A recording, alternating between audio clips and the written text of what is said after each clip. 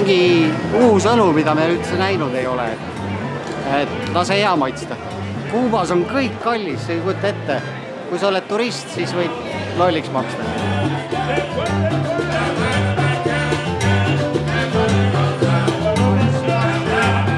Eelmine kord, kui ma siin Havannas oli 2 aastat tagasi, siis ma käisin selles nurgabaaris üle päeva, sest siin on alati bänd mängimas ja siuke mõnus õhkkond. Aga kelnerid on siin kõige hullemad petised, sest kunagi ei lasta tervet õlut täis, vaid lastakse 3 veerand.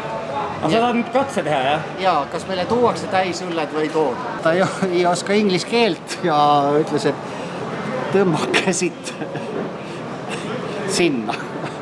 Ja nüüd on meil võimalus kas ära juua või jätta need alles. Ja lihtsalt anda talle õppetund arvan, jah? Ei. Ma arvan, et me ikka rüüpame selle ära, neelame alla selle, mida kommunism pakub ja tunneme vähemalt sellestki lõbu. Läks korda! Ei no vaatame. Õlut lastakse, kohe tuuakse uuesti. Nüüd nad võivad muidugi sisse sülitada, aga me ei saa selle peale midagi parata. Sa ei tea, mis arve sulle siis tuuakse pärast lihtsalt selle valamises. Ühest väiksest õllest tuleb nii palju jama, aga vaatame, mis edasi saab. Igas ühiskonnas on niimoodi, et kes enda eest seisab, see on võidumees. See on kõik minu teene, sa poleks hakanud elu sees jamama. Mina tõin teid siia, et näidata. Sina tõid, aga sina poleks enda eest seisma hakanud. Okei, aga nüüd oleme rahulikud ja võtame selle õlle ära ja mõtleme, et kas me tuleme siia teinekord või ei tule. Villem raiskas meie ekspeditsiooni raha.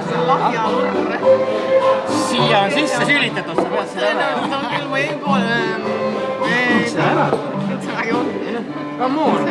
Mõtlega me sulle tellisime. Saaksid ise poole ära ju. Sa tahad kogu aeg süüa.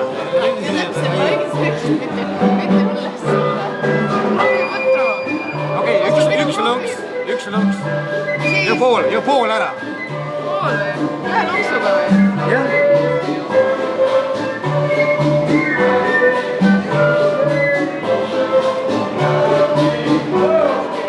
Ei vaata, et sa oksendama ja.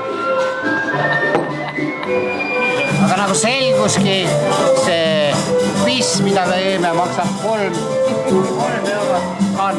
See, nad vett sisse panid, see on kallis. See umbes pool maksis sellesse sülg, mis pärast juurde pandi.